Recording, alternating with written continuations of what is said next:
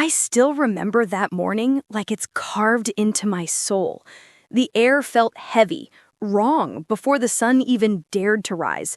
I woke up to the faintest whisper. My name, barely there. When I opened my eyes, my sister was there, standing at the edge of my bed, fully dressed, her hair wild, her eyes wide and hollow, like she hadn't slept in days. It was 5 a.m. She said, "Don't get on that bus today. Trust me." At first, I thought she was dreaming, or maybe trying to scare me. I sat up, rubbed my eyes, and asked, "Why?" But she didn't blink. Her voice trembled as she said, "By noon, you'll understand." And then she just left. No explanation, no goodbye. That was strange, even for her. We shared everything, but she'd never looked at me like that before. Scared, caught in something I couldn't see. I tried to laugh it off, but my chest tightened like a knot. The bus she meant was my lifeline, the one I took every day at 7:45 to downtown. I worked at a small design firm. Nothing special, just enough to keep the lights on. Emily lived just 2 blocks away. She knew my routine.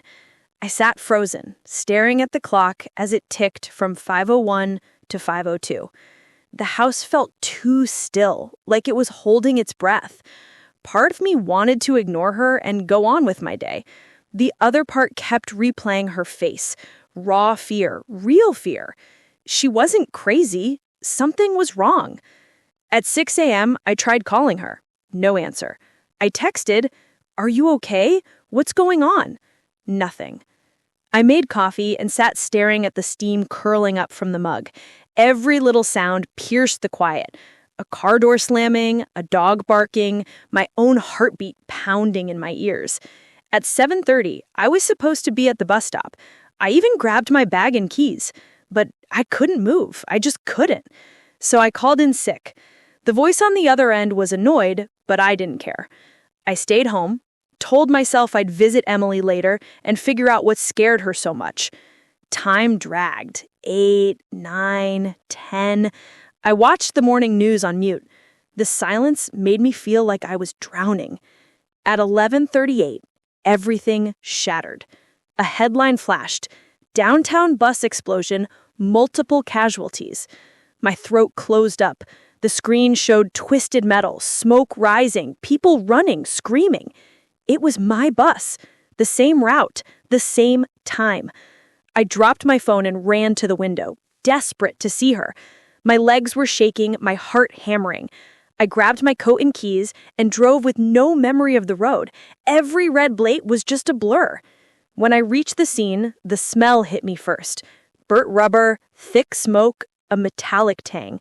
Police swarmed, people crying, their phones lighting up with unanswered calls. I called Emily again. Silence. I shouted her name even though I knew she wasn't there. Then my phone rang. Unknown number. I answered. A calm voice said, "Is this Rachel? You need to come to County General Hospital." My hands went numb. I said, Is Emily?" The nurse hesitated. "She's alive, but you need to come now." I drove like my body was moving without me. The hospital doors slid open, and a harsh white light swallowed me. A doctor met me in the hallway and said Emily had been hit by a car early that morning, around 4:50 a.m., just before she came to my room. She'd been trying to reach me. Her phone was crushed in the crash. They found her near a crosswalk 2 blocks away, head bleeding, pulse weak. Somehow, she made it to me. Maybe she crawled. I whispered, "No, that's not possible." She talked to me. The doctor looked away. "She was unconscious when paramedics found her. She hasn't woken up." I fell against the wall, the world spinning. My sister was in that hospital bed before sunrise, but I saw her, I heard her. They let me see her. Pale face, cold hand, tubes everywhere. I held her fingers and whispered, "You saved me." A tear slid down her cheek, or maybe it was mine. At 11:40, my phone buzzed again from an unknown number. A man's voice said, "Ms. Collins, we confirmed Emily's number dialed from inside the bus before it exploded." I froze. That's not possible. She's here. He said, we traced it. The call was at 11:39. Do you know who else could have used her phone? My stomach dropped.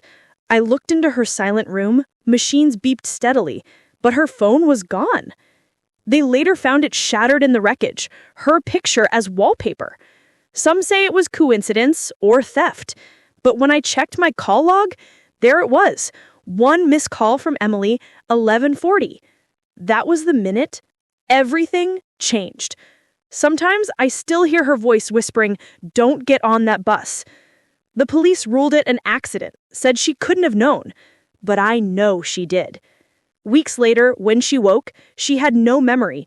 The doctor called it trauma amnesia, but when I visited, she held my hand and said, "I had a dream I was running after you, trying to stop you." Tears filled her eyes before she understood why. I never told her about the bus. I couldn't. I just said, "You saved me once. You don't have to remember." Now, every early morning knock, every unknown phone call makes my heart stop because part of me still believes she's watching over me, protecting me from what I can't see. Sometimes I wonder if ignoring her that morning would have changed everything. Would she still be here? Would she still smile? Or did saving me cost her something she'll never get back? There's a moment just before dawn when the world is still and shadows crawl across my walls. That's when I feel it most, the weight of what almost was. I still keep her old sweater draped over my chair. It smells like her shampoo and faint smoke. I can't bring myself to throw it away. People say time heals all wounds. They don't understand. When your life shifts in a single morning, when love and fear collide, you don't move on. You learn to live beside it. Sometimes I replay that day over and over, wondering if she was meant to save me, or if she was meant to warn me, so I could save her. And maybe, just maybe, that call at 11:40 wasn't a goodbye. It was her way of saying she did what she came to do. Because when I close my eyes, I still hear her. Soft, broken, real. By noon, you'll understand. And I do.